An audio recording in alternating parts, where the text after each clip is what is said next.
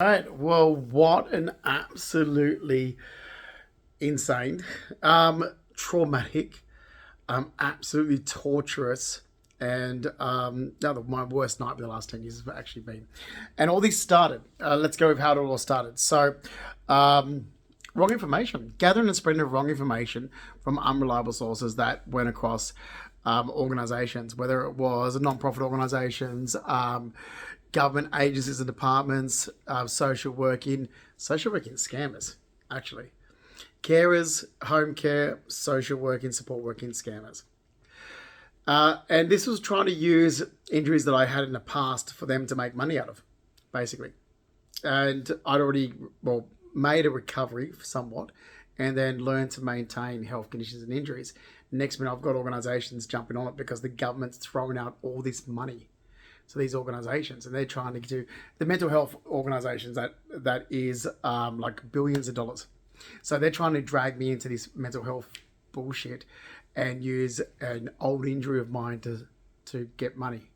And I'm like, oh no, I've recovered from that injury. I just maintain, and there's no mental health surrounding that injury. It's damage to my left eye. So the injury had, you can slightly see the scar there now, just there. Damage to oh, sorry. Oh, I'm still got a chest infection. 3 months of a chest infection. And skin infection is slowly clearing up. Strong antibiotics. Like you wouldn't believe. So, with all this going on since 2015, it went where, it actually went where a criminal criminal people with criminal behaviour started stalking me through social media. And by the way, no, okay, oh my God, New South Wales police have made up so much stories.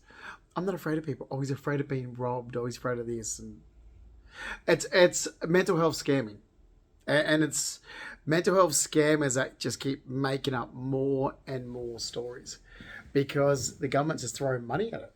I mean, of course, if you're a friggin' like with these people that work in social support, work in carers and these mental health workers, which it's just a scam. If the government's going to pay you $55 an hour, you're going to scam it. And that's exactly what's going on. So let's stick with the facts. I'm going to backtrack now and go right back to 2007. Because yes, November 30th, 2007, I was mugged and robbed on my way home from work. That's correct. I was mugged and robbed. It was bad. Glasgow Coma Skull 13 is not a brain injury. It's a head injury. What do you get from head injuries? Massive amounts of migraines. Huge amounts of migraines. Where light, light will affect you and so forth. People go, oh, but the noise, don't you want quiet? I'm like, I hate quiet. Meaning I hate being outside of a city. I just find it. So it's managing migraines within an environment that suits me. Anyway, so I still went back into my life. It was spread around that I was at home. I was like, oh no, I wasn't. I went back as soon as, so I'll tell you exactly what happened. I get mugged after work. The casino is the ones that said, no, he's got to remain off work until we say we can accept him back with those injuries. Okay. During that period of time, they were reshuffling the department. So they were reshuffling, which I was in VIP services. Sarah Mignoni was my boss. Reshuffling this department, okay, and merging this department, okay, with the electronic gaming. That gave an abundance of more staff than I needed. Then I'll give them redundancy. Ronaldo Santos got redundancy.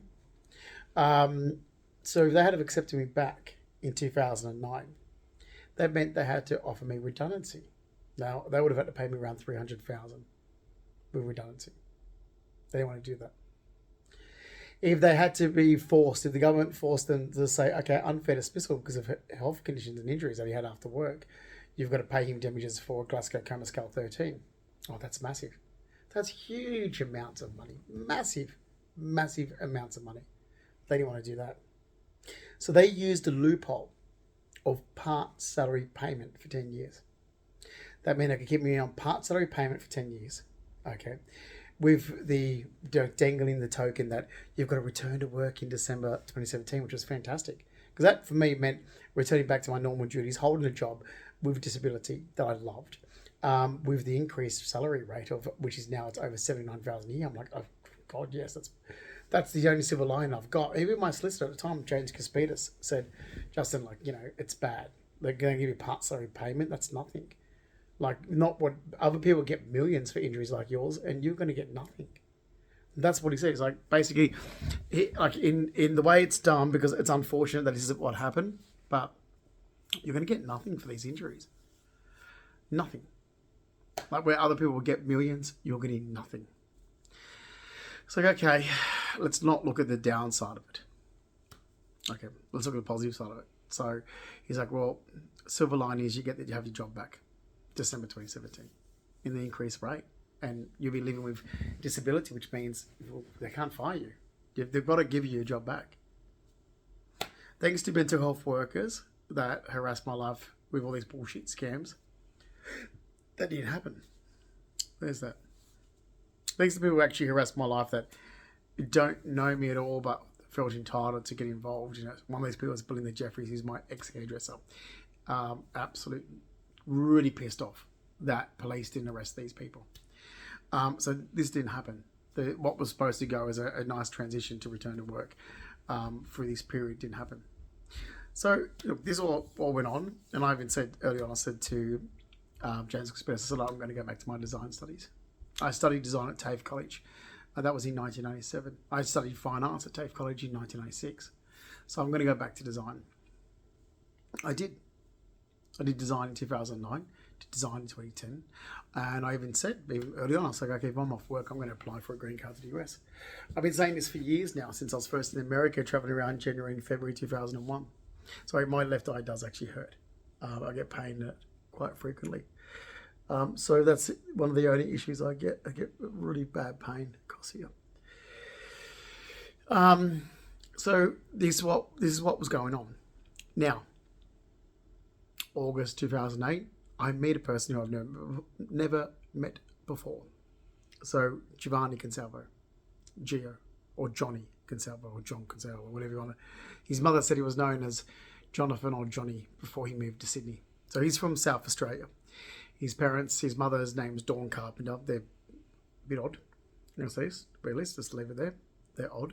Dawn Carpenter and his father Sebastian. Anyway, I met him in August 2008. So my ex-partner before him was John Cabino. Sounds very similar. And they're both bored. So that's where George Jacobs, who's part of the workers' comp, got confused because he thought I knew Gio from the past. He was taking information from Gio, thinking that Gio was my long-term partner, John. Yeah, but I had only just met Gio. So Gio was living in a share house in Kensington. He was broke ass poor, bankrupt, had nothing. I'd only been living in Sydney about 11 years when I met him. Absolutely bankrupt. I'm talking dismal, homeless. Absolutely homeless. He had an Xbox, a small TV to play the Xbox on, and a mattress. That was it. His entire life packed into a 3-door hatchback that he didn't even own. He came over and stayed at my place and stayed, basically. And then that's how I fell into the relationship with him. So he moved into my place with my assets, my belongings, my furniture, my money. Christ, in 2009, one of my bank accounts alone, I had a lot of bank accounts. One alone had over 140,000 in it. So my sports cars, everything's with me. And because I was studying at the time, I was just too busy to take calls to do, return to work, workers' comp, medical, legal stuff. Now, Giovanni was unemployed and he was at my house all the time. I said, look, I'm forwarded my mobile to the home phone. All I want you to do is when you pick up a call for me, write it down in my diary. Okay. Now, unknown to me, he was picking up calls saying he was me. He was picking up calls where people thought he was John. So I had no idea that there was a gathering of false information since 2009 until 2015. And I have tried to correct it since 2015 and nothing was corrected. So I had no idea because what actually was going on. In 2009, I was studying at Moore Design Centre, TAFE College. When I was free from class, okay, I was working for, let's put down as work experience. I was working for Steve Hatchett and Mitri in Chili Pip Sofas in St. Peter's. Okay, same thing in 2010. In 2010, when I wasn't studying, So I was studying in Alexandria then. Still a TAFE recognised course that was affiliated with Enmore Design Centre. Interior Decoration Design. Okay, Interior Decoration 101. Same as in 2011, same as in 2012. Working for Steve Hashin and Mitri. So I was never, ever home. Never. Then, of course, I went for the green card process. And then end of February and March 2013, I'm in America. So I wasn't home then either, like people thought. It wasn't until my health, I had a bit of a health problem, that the same thing when I had meningitis to recover from. Well, you're going to be home with these recovering, or when you got symptoms of meningitis. Because I had spinal meningitis back in 2010, and every so often you get the symptoms of it. Or like I had pneumonia in 2016. I had to just bed rest to recover from pneumonia. Like, idiots really believe that, he's afraid to go. I'm like, well, no, I actually have immune issues, and I'm going to rest and recover so I can have a life. Thank you very much. Like, I'm going to rest at home and recover. It's why my living home environment is extremely important to me. I don't need to be going out, and for what? Literally, people that a group of scummy shit people that started to look at, through social media, look at what I had, the lifestyle. And it was a good lifestyle because I still had all my money. I had all my assets, belongings, and furniture. One of these people, so I'm jumping around a bit, but one of these people happened to be Belinda Jeffries. I really don't give a shit what people think she is. I think she's a piece of scumbag from Penrith.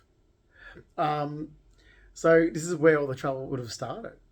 Like, I just walked into a new salon to get a haircut and treatment in around August 2013. And next minute I have this nut job. Oh, she thinks she's friggin', I don't know, like Tilly Devine or some, Kate Lee with her cocaine dealing. Seriously, like, I'm sitting there getting my hair done and she starts boasting about buying large quantities of cocaine from this Russian cocaine dealer called Ush, and how all this shit. It's like, oh God, one of those types of people. And she kept trying to evolve herself into my life to the point it's like, you got to be staunch and say, you are my hairdresser. We are not friends. We will never be friends. You are my hairdresser. So I don't know why you're getting involved in my life when the only thing you should be worried about is how my hair looks. Okay? And that's it. So there's all sorts of weird crap that's been going around that people have said that's not true. And that's what's caused the health damages. It wasn't the actual injuries themselves of, the Glasgow Coma Scale 13, November 30, 2007, or spinal meningitis in 2010. It's what people have said that's been untrue about me to actually then use that false information or wrong diagnosis, so to speak, to see what they can benefit and gain from it. So it's actually just, that's it. It's like, if I'm at home all the time, well, yes, why do I need to be out wasting money? I'm not going to, that's why I had so much money. It's like, what am I going to go out for? Or to socialize with who? The people that are in today's society are scummy pieces of shit. To socialize?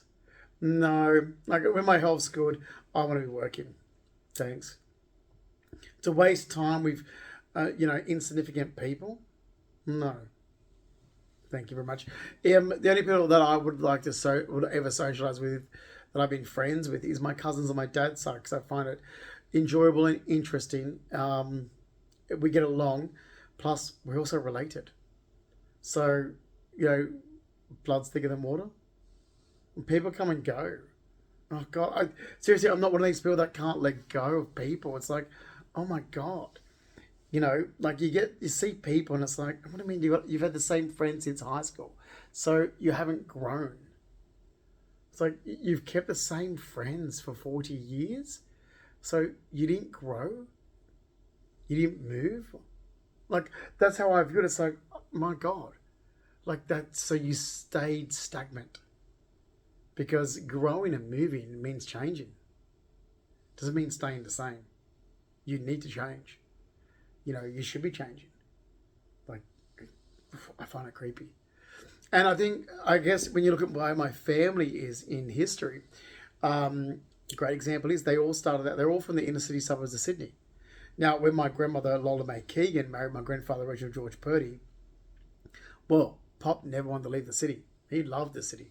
That's where he's born and raised. That's where his father's born and raised. His grandfather's born and raised. His whole family.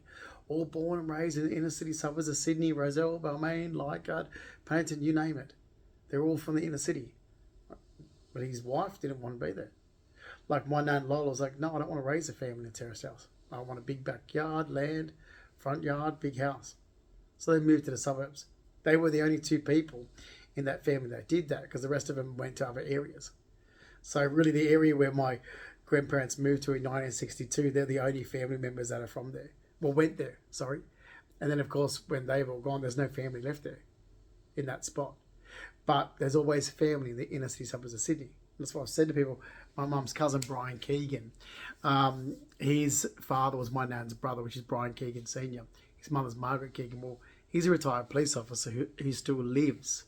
He still lives today in Leichhardt, in the same area where everyone's from. He could tell you, he could sit there and say, oh God, when Reg was younger, he kept his horses down where the ferry comes in Balmain. It's all true, because like my pop, Reg was from there. The same thing as my dad's parents. See, Dad's father's from Botany Bay. Dad's mother, Ruby Jean Hill, she's from Abbotsford. But about 1953, they moved to Parramatta. Then, what was it, 1986 or something, I think they moved to where I, remember more from, 23 Bangalow Street, Ettalong Beach. Okay? So they've moved, they've grown. Their lifestyles have changed, their diversity have changed, their families have gotten bigger, and they've all moved. There is no family member of mine that's still in the same place that they've grown up, been born and raised. None. Except for Mum's cousin, Brian Keegan. That's the only one. Honestly, God, the rest of them have all grown and evolved and moved. So when I hear people are going, oh, they've kept the same this and the same that, I'm like, so you've done nothing. Like, yet I've done more of my life before I was 22 years of age than what people have done before they're 60. Anyway, going back to what I was saying. So things were progressing, moving, maintaining health conditions. My ex-partner, Giovanni Craig Consalvo, was not a carer. I don't know how that got spread around. And Giovanni Craig Consalvo is the only partner I've had. When I left him, I remained single. I have no idea how I was affiliated with anybody that I had sex with. That is just insane. Because that's been going on since 2015. There's just wrong information after the other. So when it came to me, applying for the green card, I started my application in 2011. So I just finished the last TAFE college course back in 2010, and started the application. I didn't submit it to 2012 because I was.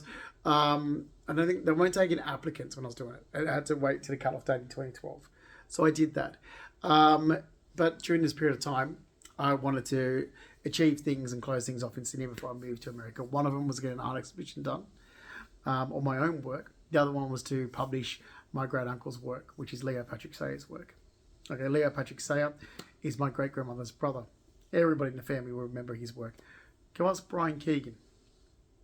Brian Keegan remembers the dark room, and Uncle Fred developing his own photography work in 43 Piper Street, Leichhardt, which is where my nan grew up. I love that house. Absolutely love it. Nan lived there Nan grew up there. Great-grandmother died there. Great-great-grandmother died there in the front bedroom, actually. Julia Sayer died in the front bedroom. Great-uncle Frank died in the hallway. Uncle Fred lived his life out there, and Nan Lola sold it in 1999. I was 20. So I spent a lot of my life growing up there in Leichhardt. Okay. A lot of people think I'm from the area that my mother moved to. No. And those people would predominantly know my mum's second husband's family. So my mother moved to Tamworth, New England area. And she ran away there, basically. I did go to high school briefly there, but I came back home to Sydney. I wasn't going to entertain the fact that my mother was running away. So she went there with her second husband's family, and I'm not close. Anyway, so I'm not close to there. And if I go, I really can't stand it. Oh, it's the same issue. Oh, God, the people from friggin' Tamworth. God. Like, do they have brains? Like those losers. Do they just stand in shit all day or something? Because you will say, like, I will go up there for a holiday and I'll run into someone that knows my mother. And they'll be like, oh, so it's Justin Brackley. I'm like, it's Justin Fleming. But we're going to keep repeating this for 36 years. My mother just remarried before moving here. Her second husband's Mark Rackley. That's not my father. And they divorced in like 95, separated in 94. My father's her first husband, Mark Fleming, the builder. but we're going around in circles. And I was like, I'm not from here. I had people would say, oh, you come up to see. I'm like, I come up to see no one. Like, basically, like, my family's not from there. I'm not born there. I'm not raised there. It's a place that my mother found. Well, my mother's second husband found in a newspaper. Wanted to go there. So they went there in April 1989. Did not affiliate me with fucking Tamworth. And that's not for any reason of the place or the people. There's no trauma. It's just insane. It's insane. It's like, Jesus Christ, the last 10 years, there's another problem. It's like, oh my God, I'm not from there. It's like, this is insanity. Like, these idiots is absolutely insane losers. It's like, well, I'm not from there. Like, I did briefly go there for 6 years, but I was only briefly there for 6 years. And most of the time I spent back home in Sydney. Like, seriously. Like, and I'm not even close to my mother. Is she still there? Who's she with now? Like, seriously. Oh my God, that side of the family. Oh, and you've got her deadbeat fucking sister that moved there. Oh God, which is not a representation of my nan and pop's family at all. My mum's deadbeat sister and a deadbeat sister's daughter, and oh, like, seriously, as soon as you go there, it's like you'll be dragged into something. It's like, oh, no thanks. No thanks. So no, never close to that lot.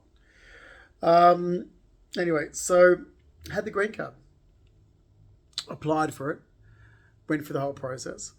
Had my interview in the MLC building, US consulate. That was before they moved to North Sydney, and that was back in 2014. Went through the whole, excuse me.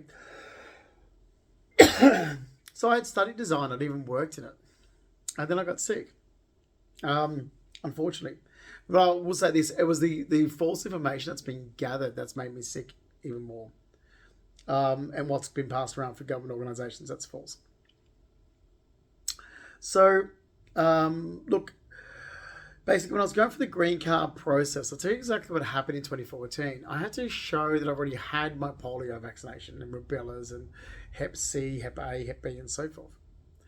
And I know I had things as a kid. And the attitude was like, just ask your mum, should have the records from the hospital when you were, or the doctors when you were a baby. I'm like, I don't speak to my mother.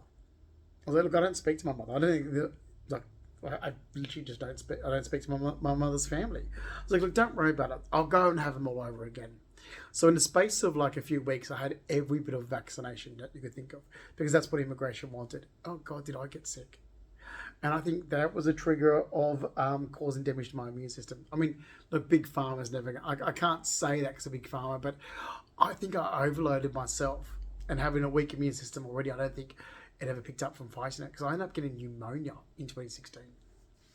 And I thought, like, I couldn't believe this. I was like, oh my God. Like, of all times for this to happen, I've just been going for years of the green card process. Like 2 years. And now I've got to put up with like having a bit of a health issue. It honestly felt like I was having meningitis again. So I had spinal meningitis back in 2010. It felt like a repeat of spinal meningitis. Anyway, put it aside. Even when I had to make an entry to the US in December 2014, I was sick. I'm like, oh, Jesus Christ. But I felt more comfortable being home in America than I did in Australia. How's that? So even though when I was making an entry to secure my green card, I was there and I felt so comfortable in New York going, well, at least I'm here.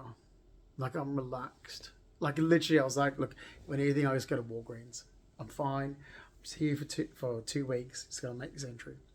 So I can, secure my permanent residence status. I'll go back and I'll work out what the hell's going on. Because I could not believe it. I thought, this is Murphy's Law. You know, that whole thing, win the lottery and die the next day type thing. I was like, that's what I felt. It's like, this can't be happening after all these years. Anyway, so I came back to focus on health. What I got instead was defamation of character, discrimination. I even became a victim of harassment, a form of like monitoring surveillance from these weird social support working groups, carers groups, home care. I was like, what the hell is going on? I'm just taking some time to myself to focus on some health issues. I had high lactic levels in my blood, and it was horrible. It was horrible. And everything else was fine except for these people, groups and organisations. And I literally, oh my God. So I jumped forward 2015, October 2015, when this criminal, Brett Aikenhead, because he's a criminal, he's a heavy drug user. He's a junkie. I brought my dog from a junkie. This beautiful dog, 1-year-old. I brought him from a junkie. I was like, I'm so grateful that I brought this dog. I paid $2,000. I would have paid so much more. Well, I did in the end because he needed 4 knee surgeries. They give him such a better life. Have a look. Have a look. They give him a better life, and I have given him a better life because he's, I do everything for him. He's an amazing dog. Came to America with me and everything. So I purchased this dog from this junkie Aboriginal guy, who then said some untrue things about me in October 2015. Those untrue things went through social media. I ended up being harassed. Someone living with disability and health problems got harassed around my area of residence by people that knew him. So I'm talking about drug users and drug dealers. I could not believe this. And next minute, because there was some guy, Spiro, across social media, he pops his head up and I'm like, can you butt out of my drug business? It has nothing to do with you people. This is to do with myself and the person I bought the dog from, who's a junkie. And I'm thinking, oh my God, this guy's a junkie. But the people that were all putting their heads up, they're all junkies. So, next minute, this Stephanie DeSalis pops her head up. She's like, oh, Spiro is a good friend of mine. So they're all connected. I'm like, oh God. This Stephanie DeSalis. Okay, and I'll tell you what, I could do a friggin' mini-series on this shit. It's like the people that you just really want to put your head down and not have a conversation with. This Stephanie DeSalis was my known stalker from the past. And I was like, oh Christ. This is just unraveling now. Unraveling into a huge mess. So Stephanie DeSalis, I have met her in the past, don't get me wrong. Met her in late 2004 when I was going to coffee. By July 2005, I started to avoid her. For the simple fact is that my partner, John Cabina, had an issue and thought that, well, not thought, she was. She was stalking me with delusional fantasy and I thought it was funny. I'm an idiot. I laughed about it. I thought it was hilarious that I had a stalker. I'm not laughing now. Anyway, this Stephanie Salas was told to fuck off in 2006. There's actually a detailed statement written. My medical team have it about Stephanie Salas because I was very concerned about the behaviour the last 10 years that police didn't take seriously and arrest her. So I was hoping my medical team would take it seriously. So I gave a detailed statement regarding the timeline of this Stephanie Salas. So that's there in circulation. It should be accepted as facts. And I proved it. She pops her head up in October 2015. And then I find out she finds where I lived in Sydney. She shows up at my front door. There's all sorts of things going on to do with her. And I couldn't believe it. So this all started over some wrong information. And we're going right back to now. So I can say wrong information started causing trouble since 2015. But it was like, in 2015, I'm trying to get information. I'm like, oh, hang on, that's not true. You do know I've been studying and working. Like, type of information, like when I was saying to my medical team, going, oh no, Jerry's not a carer. Like, it was only then did things come to surface. I'm like, why did you think my partner was a carer? And things like this. And I'm like, so all this hit a spanner in the works in 2015, where I'm like, oh, how much wrong information has been said about me? And when I was right there trying to resolve one poll over here by myself without being listened to. So no support network of a legal team that I needed. And it's over here, the false information. Next minute, there's defamation of character being spread over here. And there's this group over here. I'm like, oh my God. And here we are living in a country of Australia that has no decent legal teams. So this is where it all started from. Okay. And so literally since October 2015, this Brett Aikenhead, absolute vile creature. People that are affiliated with him, some guy called Peter Fry, a Stephanie DeSalis, Mark Hanna, a group of people. And then, lo and behold, my hairdresser, Belinda Jeffries, thinks she can pop her head into it. It's like, unbelievable. It's like, no. I'm your client. And it was all anything that comes across social media. Look, I've had two social media accounts. One of them is JMF. The other one is JM Von Fleming. Okay, JMF I haven't used for over 10 years. JM Von Fleming, I'm blocked out of, suspended. I'm pretty sure get onto that actually, because there's a lot of information there. But one of them has no friends and followers. I don't believe in having people on social media. For the reason is that everything's open to one's own interpretation. So how did my health get so bad? That. Exactly that. 2015 was this spread of rubbish where it seems that a group of people felt that they were entitled to break laws. Those laws were privacy, confidentiality, prying. Okay, prying laws is a criminal offence in the state of New South Wales. It's a jailable offence. Harassment to the point of monitoring and surveillance harassment, where it just exacerbated pre-existing health conditions from 2007 and 2010, because it was always astounding. People was like, well, he went through the green card process. He went through, like, he had, Medibank Solution did his health check. It's like, yeah, but this is before the trouble. And I keep saying that the trouble's only been caused in the last 10 years. And now I went to America to move as a permanent resident. And these people that I've mentioned, especially Stephanie DeSalis. Stephanie DeSalis knew where I lived in America. She stalked me over there. It was terrible. So come back to Australia to sort it out. Not because I needed to come back to Australia. I wanted to come back not to be in Australia. I'm definitely going to move back to America. I really want to be reimbursed the money it's cost me, and restore my credibility and reputation. But I was looking at moving to Atlantic City, 37 South Iowa, 3-bedroom, 2-bathroom apartment that I would have owned outright in a comfortable environment to help my, maintain health conditions and keep me working. I had no desire to ever be in Australia again. Once I relocated to America, none. No desire to ever be in Australia. As an Australian citizen, I don't want to be here. Okay, that's why I went for the green card process to begin with, to relocate to America. So there it is. So I then came back because of these nut jobs spreading false information in America. I'll tell you one ridiculous thing. Someone in America thought that my surname was Rackley. So they've been given information from mum's area. Or I think, look, my God, if I ever hear, I've asked questions on this and but, you're going to find that organisations gave information from how you were at high school. I'm like, what? How was it high school? Like high school and employment? And I'm like, that makes no sense to me.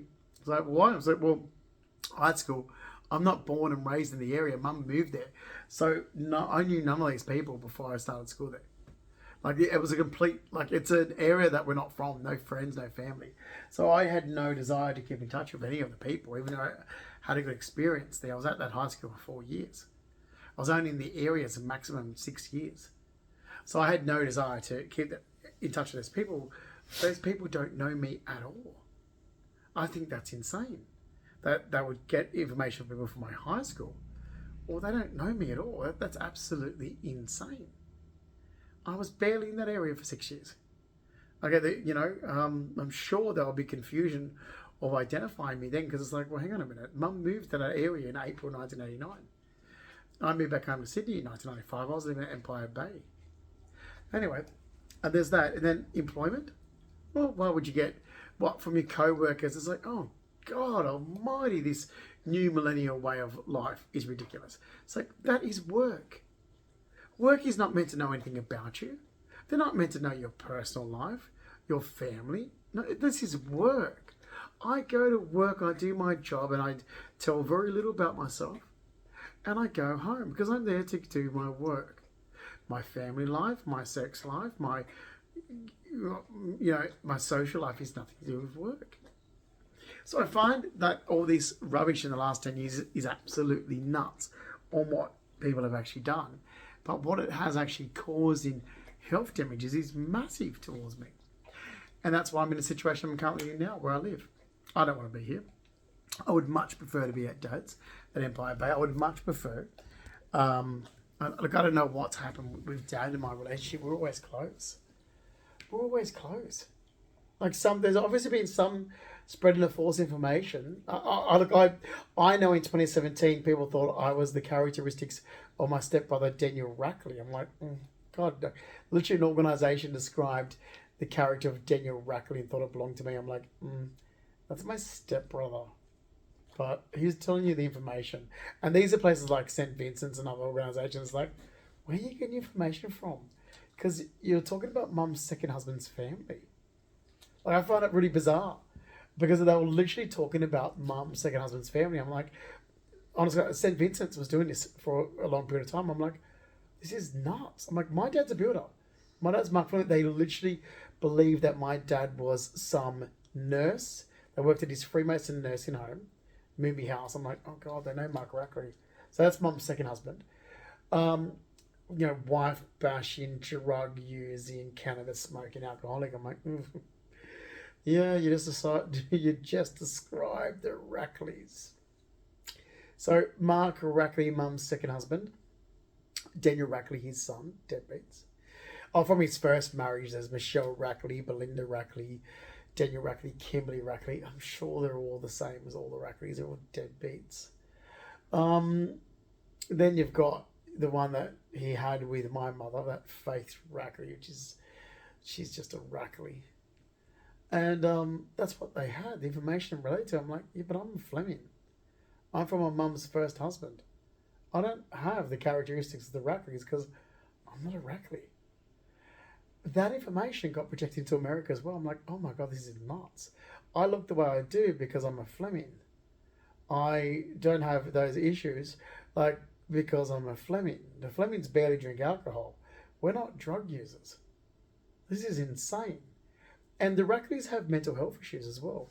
So the Rackleys have these depression issues and suicide attempts. It's just creepy. And I'm there going, how the fuck? So there must have been something going on where the information to do with the Rackleys was projected onto me, but in a larger scale of organisations that were doing it. So I'm sitting back thinking, well, what if they've done the same for Mark Rackley and projected Mark Rackley's behaviour, which is quite criminal, onto my dad, Mark Fleming? Because my dad, Mark Fleming's lovely. Except he's a bit tight with money, he's with a Jew. But, he's a lovely guy. If Christ, he wants to help his son a bit more, thanks. If I still had the same, I wish I never brought in America now after this shit's gone on. I should have just said to Dad back in 2017, Dad, the flat off the main house there, Hillcrest Road, because I know so he just said about living there. He's like, no, I don't need any trouble here. Because it's too close. If you live in that flat, it's too close because it's off the main house. I'm like, but we can renovate it to make it look like it's two houses.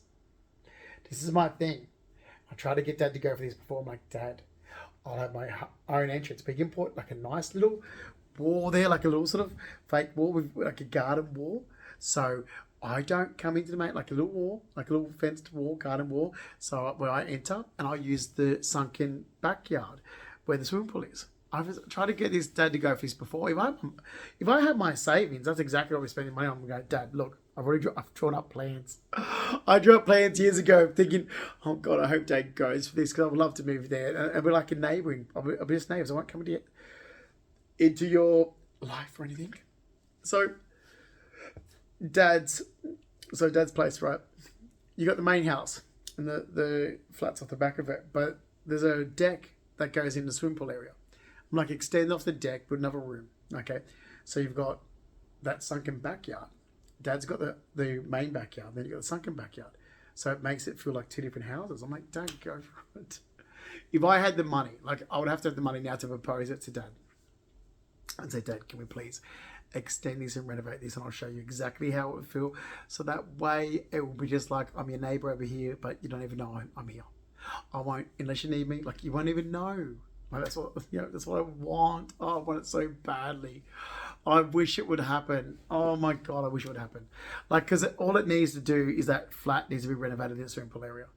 I need to put a bath in because of my skin conditions. The fittings for and those are simple things to be done because there's already a bathroom. It's already a bathroom, it's already a kitchen, separate water, separate electricity. The connections for a front loader, washer, dryer can be done in the kitchen. It's easy. Okay. You can make that a little. I'm like, that'd be perfect, Dad, with the way things are. Because I don't want to be anything to do with these organisations. They've just, this bullshit the last 10 years has just cost me $200,000 in savings. Like, I want nothing to do with these groups, organisations that just caused me damage in the last 10 years of my life. Thanks very much. I want nothing. And I want nothing to do with my mother's family. Nothing at all. I don't mind catching up with my dad's side for coffee here and there, but I am not close to my mother's side, and I cannot stand her sisters or their children. Never could. They're somehow this has to move forward. This is ridiculous. What's going on? And I spent a lot of time growing up there as well. I mean, cost of money. Like, we only sold the holiday house at 23 Bangalow Street. Me and my dad's sisters. But I always used it. Like, Dad was brought out of the holiday house years ago, but his sisters, my aunties, gave me keys to use whenever I wanted to, and it was great. It was relaxing. 23 Bangalow Street, Ettalong Beach. It was my grandparents' house. 23 Bangalow Street, Ettalong Beach. And I loved it there. Love the ocean.